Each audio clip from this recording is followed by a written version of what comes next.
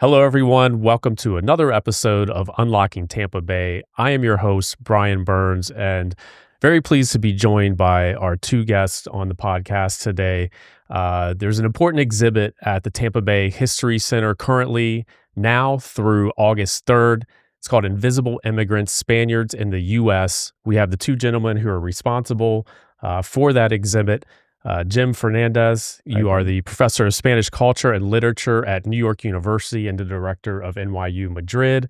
And Luis Argeo, journalist and documentary filmmaker. I don't know that I nailed that last name. Argeo. Argeo, that's right. You told me that before, and I was like, oh no, now I got to figure out how to say this. But gentlemen, thank you so much for joining us today on the podcast. This is a very important exhibit that's exhibiting now at the Tampa Bay History Center, and wanted to bring you guys in just to talk a little bit about how you two came together, how the exhibit came together, and what the visitor to the Tampa Bay History Center will see when they view this exhibit. So if if both of you want to talk about your time, about how did the two of you meet, and then just this brainchild of this exhibit, how did that come together? Thank you, Brian. Thanks so much. Yeah, absolutely. Should I jump in or? Yes, please. Yeah. So Luis and I have been working for 20 years on this project. 5 years before we met each other, we were working on it independently. And about 15 years ago, we finally met. Luis made a film about Spanish immigrants in West Virginia, and I heard about the film, and I scheduled a screening at NYU of his film, and he visited, and we realized that we were working on very similar projects, and we started collaborating. So it's been many years. The exhibition is, we're so delighted, right, to have been able to put this exhibition together and to premiere it here in Tampa. And it's the fruit of 20 years of work, interviewing descendants of the immigrants themselves, asking for permission to digitize their family archives, interviewing them, and then using all of that material to try to tell a collective story that through the years has become very domesticated and individualized. So families know their family history maybe, but they don't really know that that history connects to a much larger collective history. And that's what this exhibition tries to do. Luis, you and I had talked before we came on the podcast. We were just getting to know each other a little bit, and you mentioned the documentary that you made in West Virginia, and I'm from West Virginia, so very interested to hear about that. But tell me a little bit about that documentary, and then how that kind of spurred what we're seeing now at the Tampa Bay History Center. Yes. Well, I could say it was my first film. I became a filmmaker with the help of the PBS in West Virginia, because my plan was to discover a little bit about my relatives, a brother of my grandfather in Asturias that came to work to West Virginia to a zinc factory. So I knew the story through my grandmother. And I remember being a child and receiving visits from relatives from the USA. I didn't know that even they exist. Yeah. So it all became research of histories as a journalist. But suddenly I discovered that it was not only a family business, but also all the neighbors in my town were connected with the same story. And then I realized that not only the neighbors in my town, but other parts of northern Spain and the rest of Spain. So I can say it comes from a family, a small history, and became a whole chapter of history connecting U.S. and Spain.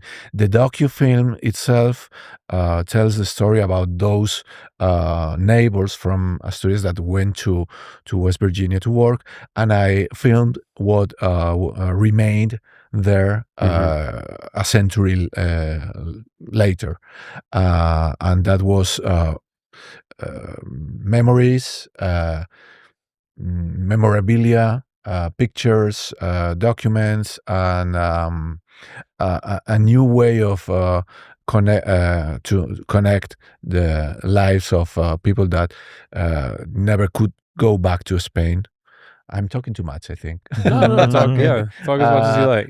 So I said this was the beginning. It was the film, but there was more things to tell, and that's how we start to work together. And it's such a similar pattern what you're describing. How people think that their story is a family story, intimate, personal, without realizing that it's actually part of a vast collective history that's been forgotten as the generations pass. I know Luis and you were talking before about how in family photographs, sometimes by the third generation, no one knows who's in the photographs. Right. And at that point, it's kind of like the film Coco, right? People die, but they actually disappear when the last person who's alive loses their memory of them, right? Yeah. And so we're constantly running into that, to these family archives that contain photographs that are less and less legible because the great-grandchildren can't even pick out their ancestors in the photograph. And then once that happens, the photographs end up in a landfill.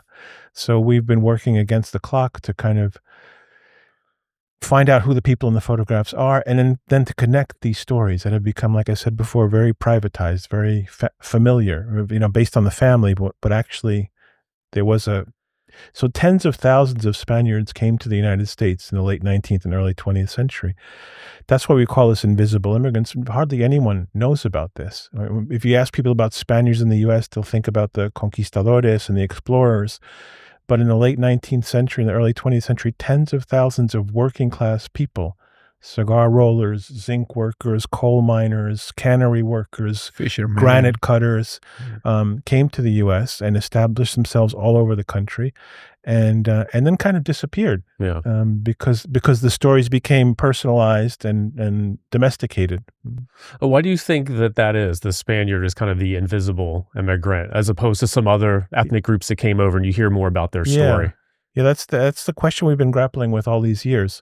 I think part of it is the size, right? So we don't want to exaggerate the size. It wasn't like the Italians or the Irish, which numbered in the millions. Yeah. But it wasn't 100 either. It was tens of thousands. But it was not quite large enough for an identity to congeal. We could talk for days. I teach a seminar about this, actually, why the identity never congealed like an Italian American identity might have. But size was an important factor. And also the way that they were assimilated very quickly. So, Spain has a civil war in 1936 to 1939. Mm-hmm. Our hypothesis, which by now is much more than a hypothesis, is that a lot of the Spaniards that came here were hoping to make some money and to go back to Spain. And we see that in family archive after family archive. But once their country got into this horrific war, which ended in a fascist dictatorship, they weren't going to go back home. They realized that they weren't going to go back home. And so they quickly shift gears. And we can see in the family albums how until 1939, they're really worried about going back. They want to make sure if they have kids, they want to make sure the kids don't lose their Spanish. They don't want their kids marrying locals because we're going to go back as soon as we have enough money. Right? After 39, when they're not going back, they're all about assimilating and making sure their kids learn English and, prosper. And so there's that too. It was a kind of vibrant, large community which had this war in its home country that took away the dream of going back. And then it was all about becoming American. My father was part of this story. So Luis has a family connection to this story, and so do I. My father's parents came from Asturias, from northern Spain. My grandfather actually went first to Havana and then to Tampa. He lived here from 1905 to 1915, and then eventually went to New York. We talked about that a little bit before we came on as well, that a lot of the immigrants came over to Cuba before coming into Florida or other parts of the U.S. Why was Cuba kind of that stopping point? Well, Cuba was a huge destination for Spanish immigrants from all over Spain in the late 19th century. I mentioned before the conquistadores. There's a data point that we like to mention a lot, which is that more Spaniards came to the Americas, South, Central, and North America between 1880 and 1930. In that 50-year period, between 1880 and 1930, more Spaniards crossed the Atlantic than in the 400 years before that. So the conquistadores and exploradores were small galleons, small ships with 100 people on them, 200 people on them. In the age of great migrations, there were 2,000 people on these steamers that were coming over to Tampa, to Havana, and then Argentina, Mexico. Right. So the story of Spanish immigration to the Americas is a huge story, and it did number in the millions. There were millions of Spaniards who went to Buenos Aires, went to Havana, Veracruz, Mexico. And the migration to the U.S. is a chapter of that larger diaspora to the Americas. So so a lot of them actually went first to Havana, or in some cases Buenos Aires, or somewhere in Mexico, and then learned of more opportunities to the north, and then they came north. So if they came to the U.S., was Tampa a popular spot for Spaniards to come? Were there other areas in the U.S. where you would see a lot of them migrate to? Tampa was huge. Tampa was probably it was New York City, of course, then Tampa probably. Yeah. I think one of the amazing features about the Tampa story is that, and Tony Carreño, who's here with us today, is a leading expert and witness to all of this. A Spaniard who arrived to New York in 1890 arrived to a bustling city, and he or she would have to find her place in a pre-existing social order. The Spaniards that start arriving here in 1890 basically build Tampa. Spaniards with the Cubans and the Sicilians and other groups, they don't enter into a ready-made society. They build it. Yeah. This city was built around the cigar business, which arrives. We can date the arrival of the cigar industry to this city, and so it's an amazing story. It's not so much that they came here and had to find their way like they would in New York or anywhere else. It was more like, they could kind of create their own, what their idea of a city might be. They had to. And I imagine there had to be some kind of appeal to that for them as well. Absolutely, yeah. And maybe harken it back to how things were in Spain before they left. Maybe make a little version of Spain here in Tampa. Or improve on it, right? So that, like the social clubs that are so important, and really in all of the Spanish colonies, right? Immigrants who arrived to the United States before the New Deal, there's no social safety net. There's no unemployment insurance. There's no social welfare. All immigrant groups have to band together to protect each other, right, before these social programs came into existence. And one of the amazing things about the Spanish community in Tampa is the strength and the size of their social clubs. Yeah. The Centro Español, the Centro Asturiano. And those were really improvements on their life in Spain. In the sense that in Spain, Spain was, especially in the rural regions, it was, towns were run by local politicians and by the parish priest. And we've seen how the Spaniards in Tampa were able to build a civil society through these social clubs where they kind of governed themselves and they organized their own time. We often mention the example of how in Spain in 1900, your calendar was marked by basically the liturgical calendar of the church, when the local saint was celebrated and so on. Your social life was kind of dictated by religion. But in a place like Tampa, it wasn't religion. It was more, they made the Centro Español and they made their own events and they organized their own lives, their own calendars. Yeah. And so that was very much an improvement. So the exhibit that we're talking about, Invisible Immigrants, Spaniards in the U.S., that's at the Tampa Bay History Center now. That exhibit has been in Spain in 3 different cities, correct? And then this is the first time that it's being displayed in the United States. In Tampa, we're fortunate enough to be the first to host it. Is that, a little bit what you're talking about, the importance of Tampa to the Spaniard experience? Is that why Tampa was chosen as the first place for this exhibit in the U.S.? Yeah, absolutely. I like to think that we are not creating an exhibition, that the exhibition is Tampa itself. Yeah. Because Tampa, you can still find factories where these people were working, but we have to show them through pictures in other places. But you have the real ones here. Maybe they are not used now as a factory, but the building itself is still there. So this exhibition could be a kind of an invitation to tell people, okay, come to the exhibition and then go out and see what you can find outside in the real Tampa right now. Because it's the same thing that we are doing when we visit these families and they open their doors and invite us to have a coffee and tell and share with us memories and pictures. They open the family albums or these tiny cookie cans where they keep the pictures. We are showing the history of Tampa and other places through these memories and through these pictures that are sharing with us. So what we are now doing is, okay, let's do the same. Let's tell, this exhibition is like a family album, but you can go out and see if the memories or the buildings or Tampa that once was the capital of the cigar capital of the world, what remains now, what you can find by yourself, and I think it could be a good possibility to know this on this way, this part of and if Tampa. I could just add, in addition, so we were very attracted to the visibility of the Spanish legacy in Tampa, the built environment, right? The Centro Español is still there on 7th Avenue, right? And the Centro Asturiano is still there. There's cemeteries and social clubs and cigar factories. So it's it's in your face once you think about it, right? Yeah.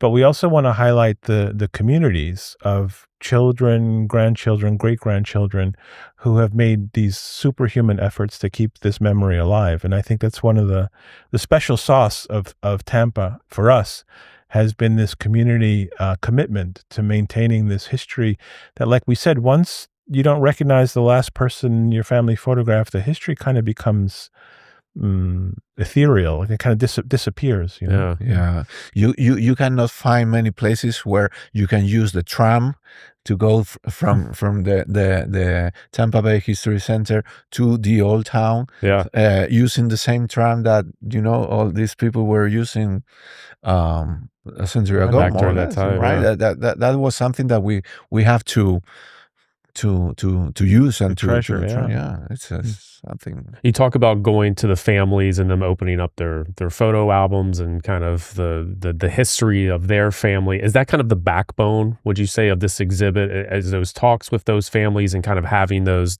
mementos that they were able to keep, and that's what a visitor would see when they visit this exhibit? Completely. So this is an exhibit built from those family collections, kind of bottom up. We've done a lot of historical research, and we tried to understand the history through scholarship, but the story we tell from personal artifacts and personal images. And we actually try to tell a double story, and I think we're successful in it. In Spain, it looked like it worked, which is to tell the straight history of who these Spaniards were, why they immigrated, where they went, what they did, and to tell that story more or less through these objects, but also to nod towards the history of the descendants and how the descendants have struggled to make sense of that history, which with the passing of time becomes further and further away. So it's kind of a double narrative going on. There's a narrative of the phenomenon itself, and then the narrative of how the family members have tried to imagine or remember their history. Yeah, we're using, like, I like to think that pictures, photographs, and memories, in a way, are the same. We put them, we use them as a place where something that happened once, we don't have it anymore, right? Unless we have a picture or a memory. But the picture deteriorates because the passing of time. These pictures are even or the family albums, and with memories, it's the same. Once you transmit that memory or share that memory with your children, they start to they fade away. And we are working with this, and we don't want to make up anything, and we like to show even the gaps. the gaps of the memory and the gaps of and the materials that deteriorated, right? And that's something that we start with this. We work with this because and we have sometimes found this kind of issue, that problem, when we have met people that share very candidly their stories, their memories, but we are realizing that we know through other details that this history is deteriorated. I mean, so how can we handle that? We cannot tell, an old lady very, okay, your story is not, it's not adding up to what we're seeing. It happens a lot. You are showing us these pictures, and you are telling us, in a way, a story, but we know the reverse of the story, and right. So it's a delicate, and we have to play with that all the time. Yeah. There's an image that we've used a lot that makes a lot of sense for me, that if we imagine that, and if we could go back to these different Spanish communities, say Tampa in 1936, we can think of it as a mosaic, this vast mural made up of thousands of little tiles, right? And then this catastrophe happens, the Spanish Civil War, and then also the Second World War and the boom of the post-war years. And that mosaic kind of falls into piles of tiles, and each family grabs a handful and takes it home, right? And so the grandchildren, they know that they have these tiles of a mosaic, and they try to interpret each one and but they don't really see a bigger picture, right? And so what this exhibition tries to do is to take a big wall and to put on the wall the tiles where we think they went.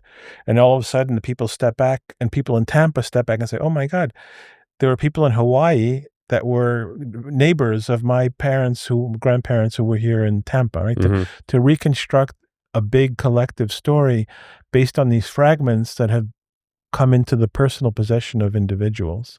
Now, the exhibition is divided into 6 different sections from what I've read. And then is it kind of a natural for the guest that's going to come and visit this exhibition that they'll just kind of glide seamlessly from one section to the next, like it's a path that they'll follow? Yes. It's set up in such a way that you don't have much choice. And it traces the trajectory of a typical Spanish immigrant from arrival to assimilation. For each of you, is there one part of the exhibition that really hits home, or is maybe your favorite part of what you guys have been able to put together? You have one? I have so many, and it's been traveling for 5 years now. But I would say I think you had this experience too. There were a couple of moments during the research where I found images of my family in other families' archives. Oh, wow. And that's a really uncanny experience. Images of my dad as a young boy. My dad's 95 and still alive and doing quite well, and his parents were from Spain. And I was scanning the albums of someone in Brooklyn who I knew they knew my family, but I started finding pictures of my dad as a 6-year-old that I had never seen before. It's very powerful, and it speaks to what we were saying before, how my family, my story is my story, but when you realize that, well, your father and your grandparents are in other people's albums, that there was a community that's been lost. Absolutely. Yeah. And I'm remembering now, it's not on the exhibition, but I'm remembering a moment in St. Louis, Missouri, where we were scanning pictures in a house with an old lady, and sometimes we don't have enough time to do all what we would like to do, and we are scanning at the same time we are talking, and suddenly I took a picture after all the ones.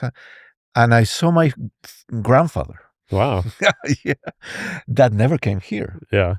I saw a picture of a group of people from Asturias sending regards to someone in St. Louis, Missouri, like, gasoline, your friends from Piedras Blancas don't forget you. Yeah. And it was my grandfather there, who I met when I was a kid. He died when I was a kid.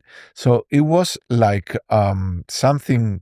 He appeared out of the blue. I couldn't, imagine that I was going to meet my grandfather in St. Louis, Right. in the middle of a scan session, and I say, because he went to Cuba and he returned, but and I started to thought a lot of things of my grandfather that I could never thought if I could not do this investigation, why he went to Cuba instead of coming to the U.S. like his siblings, why he went back from Cuba to Spain, what he thought about his siblings. All these things start to happen in my mind. And well, that's something that I don't want to put in, I want to tell the story of a lot of people, not my story. Mhm. But I'm remembering that I'm sure that there are a lot of little moments in this 15 years that we have been doing this research that are not in the exhibition, but could be part of it. Yeah, absolutely. Yeah. The exhibition, Invisible Immigrants, Spaniards in the U.S. at the Tampa Bay History Center now through August 3rd. This important exhibition will be at the Tampa Bay History Center. Then it's moving on somewhere else. We don't know exactly where next, but it will travel throughout the U.S. And this important story will continue to be told. Gentlemen, thank you so much for being on our podcast today. It was a pleasure hearing your story. Thank you so much. It's fantastic. That's a wrap on this episode. Thank you for joining us as we unlock the best of Tampa Bay. Until next time.